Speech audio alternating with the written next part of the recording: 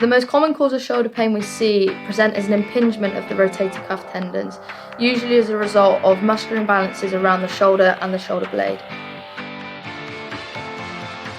So now I'm going to take you through a couple of do-it-yourself exercises that release and mobilise the tissues that restrict our movement of the scapula whilst reaching overhead.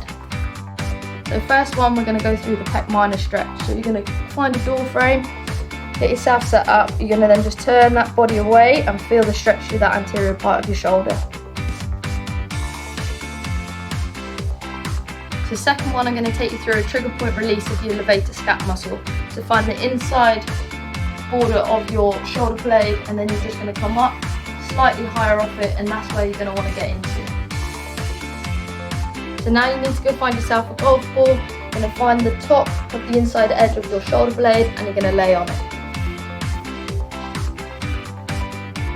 So once you've found a sore spot, you're just going to go into your edge of discomfort and you're just going to lay there and hold.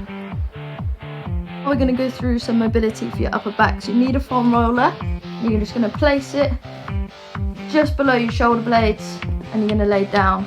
Really important to note that we're not getting a big arch to our lower back, so you're going to tuck your pelvis under and keep that stationary. All you're then going to do is just gently, small lean over the foam roller, come back up.